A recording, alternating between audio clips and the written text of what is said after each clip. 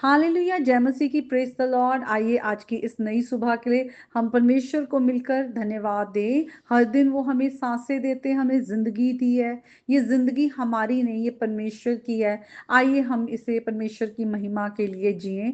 इन दिनों हम लूका की अंजील पढ़ रहे हैं और यीशु मसीह के जीवन से हम सीख रहे हैं, यीशु मसीह की टीचिंग्स के द्वारा हम सीख रहे हैं।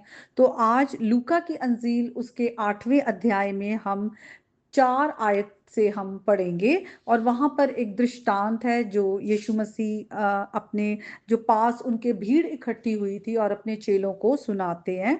और हम पढ़ते हैं कि जब बड़ी भीड़ इकट्ठी हुई तो यीशु मसीह ने एक दृष्टांत सुनाया कि एक बीज बोने वाला जो बीज बोने निकला और बोते बोते जो कुछ बीज थे वो मार्ग के किनारे पर गिरे, रौंदे गए और आकाश के पक्षियों ने आकर उन्हें चुग लिया। और उसके बाद कुछ बीज है जो चट्टान पर गिरे और उपजे, परंतु क्योंकि उनमें रूट ना था, ज्यादा उनमें जड़ें ना थी, इसके कारण वो सूख गए।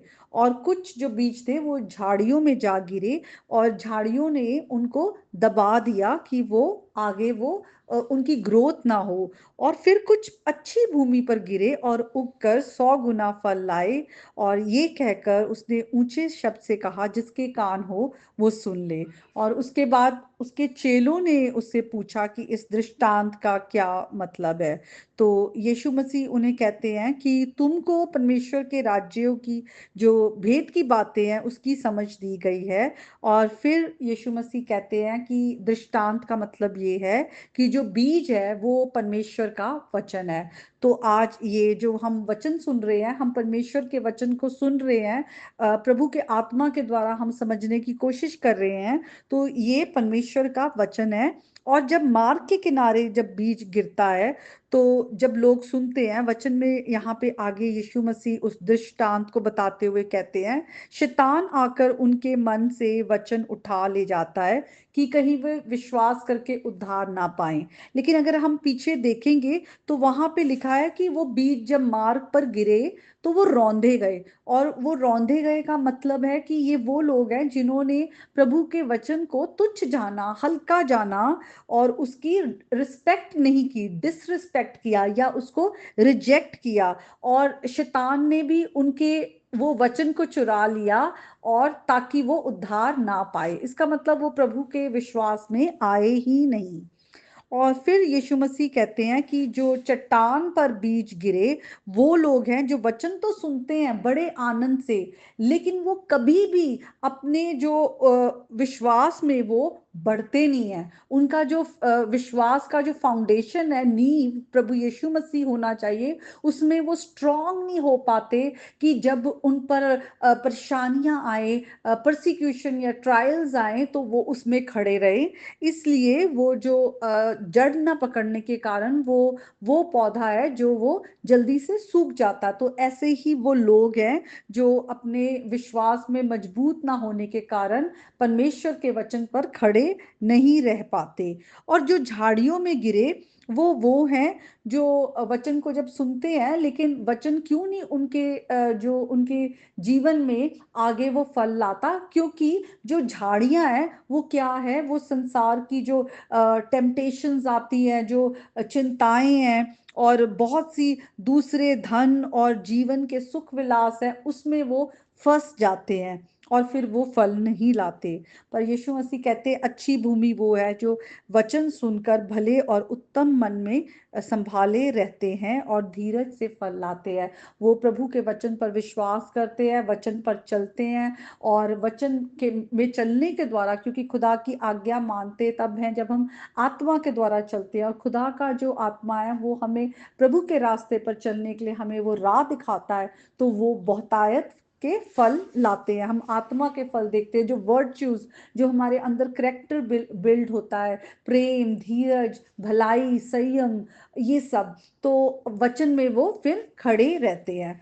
आज हम जैसे कि प्रभु यीशु मसीह के बारे में हम हर दिन और ज्यादा जानने की कोशिश कर रहे हैं। आज प्रभु यीशु मसीह जब इस दृष्टांत के द्वारा हमसे बातें करते हैं, तो आज हम अपने दिलों को जांचें कि इन अलग अलग जो दृष्टांत में हमें हृदय की जो कंडीशन बताई गई है, इसमें हमारा हृदय कैसा है। क्या प्रभु का वचन जैसे ही आता है हम उसको डिसरिस्पेक्ट शो करते हैं, हम उस पर ध्यान नहीं देते, या प्रभु के वचन को हम खुशी से सुनते तो हैं लेकिन हम कभी भी विश्वास में बढ़ते नहीं। ठीक है, थोड़ा बहुत सुना, उसके बाद बस ठीक है, उससे ज्यादा हमें नहीं सुनना, इतना ही हम ले सकते हैं। और फिर हमारी ग्रोथ नहीं होती, हम फल नहीं लाते जो हमें प्रभु यीशु मसीह के स्वरूप बदलना है, हमारा जो करेक्टर है बिल्डअप होना है वो नहीं हो पाता। या फिर हम संसार की चीजें, सुख विलास और दूसरी चीजों को प्रभु से ज्यादा उत्तम समझते हैं, उनसे ज्यादा प्रेम करते हैं,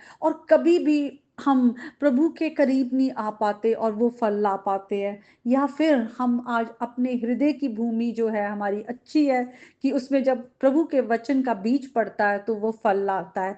आज हम किसी भी कंडीशन में क्यों ना हो, आज हमारे हृदय की भूमि चाहे बुरी हालत में भी क्यों ना हो, आज आइए हम ये नए साल के शुरू होने से पहले और क्रिसमस के आने से पहले हम सचमुच अपने हृदय को जांचे।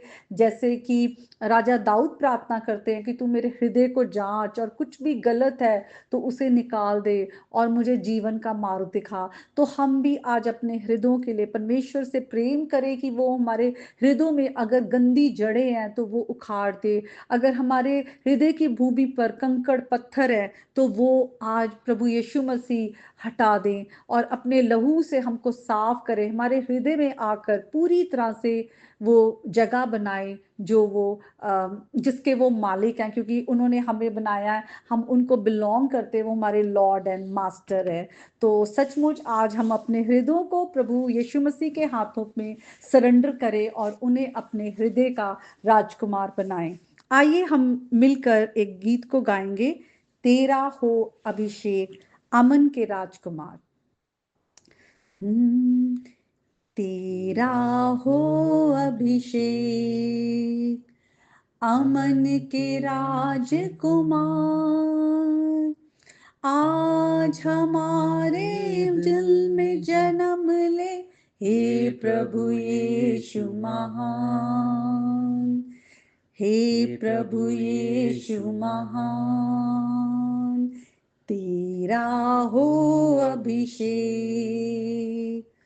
अमन के राजकुमार, आज हमारे दिल में जन्म ले, हे प्रभु यीशु महान, हे प्रभु यीशु महान। घोर अंधेरा था, राहें उलझी थी, आसमां कुछ था, ये जमीन कुछ थी,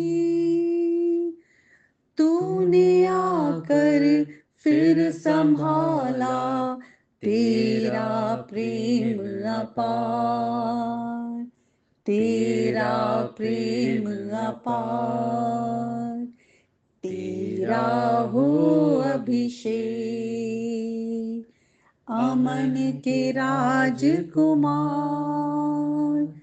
आज हमारे दिल में जन्म ले, हे प्रभु यीशु महान, हे प्रभु यीशु महान। आइए आज इस गीत को हम अपनी प्रार्थना बनाएं और एक बार फिर से इसे गाते हैं। तेरा हो अभिषेक अमन के राजकुमार, आज हमारे दिल में जन्म ले, हे प्रभु यीशु महान, हे प्रभु यीशु महान, हे प्रभु यीशु महान। God bless you all.